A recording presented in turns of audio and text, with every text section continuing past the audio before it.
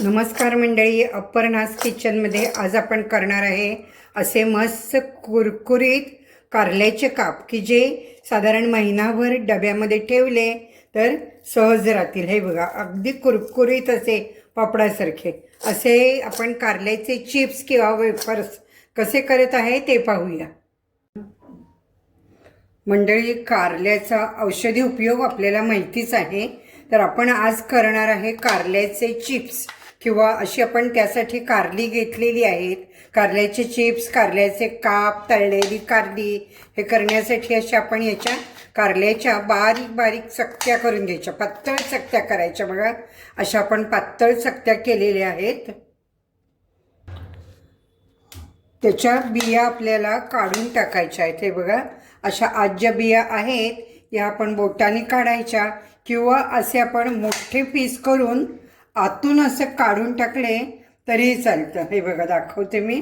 हे असं पोकळ करून घ्यायचं कारलं, सगळं हे काढून टाकायचं आणि मग आपण गोल करून घ्यायचे। हेही असे सोप्या पद्धतीने होतात। ही साधारण आपली पाव किलो कारली आहे, त्याचे सगळे काढणार आहे आपण। अशी बघा, सगळी कारली आपण गोल चिरून घेतलेली आहे आणि आता आपण पुढे करूया। हे बघा, या भांड्यामध्ये मी सगळी काढत आहे। या कारल्यावरती आपण मीठ घालायचं आहे, 1 ते 1.5 चमचा चांगलं। त्यानंतर एका लिंबाचा रस, हे बघा 1 लिंबू घेतलाय आपण, त्याचा रस घालायचा। हाताने चोळायचं, मुख्य म्हणजे व्यवस्थित लागलं पाहिजे। कारलं अतिशय पौष्टिक आहे, आपल्याला माहिती आहे। शुगरसाठी तर रोज कारलं खाण्यात असावं। हे झाकून ठेवायचं 10 मिनिटं। 15-20 मिनिट झालेली आहे आणि बघा, कारल्याला असं पाणी सुटतं, ते आपण भाजीला जसं सुटतं तसंच इथे दिसतंय पाणी सुटलेलं। हे पाणी आपण दाबून काढून टाकायचं आहे सगळं, म्हणजे याचा कडूपणा जाईल। असं हातात घेतलंय मी कारलं आणि दाबून घ्यायचं चांगलं दोन्ही हाताने।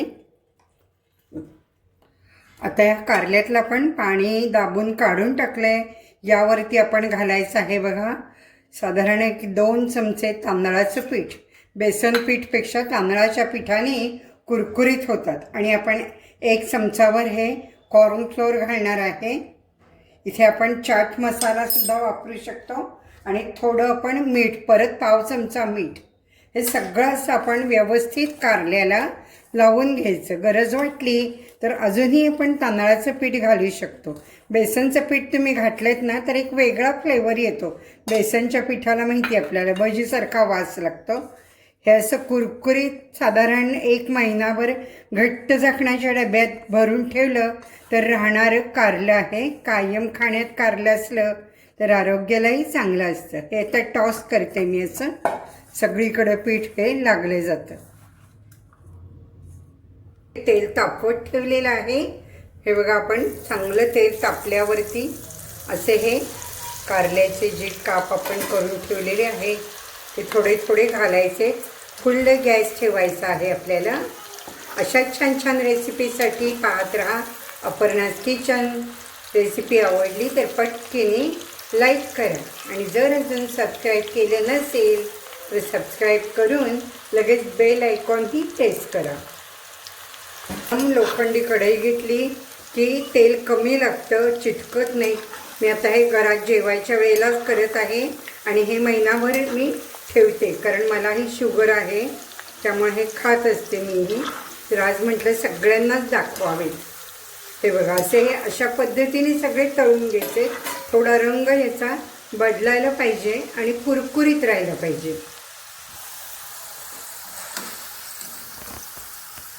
अशी सगळी कारली आपली ही क्रिस्पी तळून झालेली आहेत, एकदम कुरकुरीत झाली।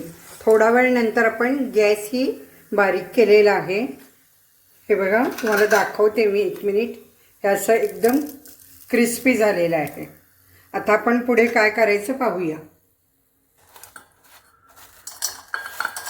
इथे आपण या बाउलमध्ये काढून घेतलेली आहे कारली। तळलेली. यावरती आपण आता काय काय घालायचं पाहूया. आपल्याला थोडंसं लाल मिरची पावडर घालायची आहे, जास्त नाही पण थोडी. त्यानंतर आपल्याला चाट मसाला, पेरी पेरी मसाला, तुम्हाला कुठलाही हवा तो तुम्ही मसाला घालू शकता. जिरे पावडर,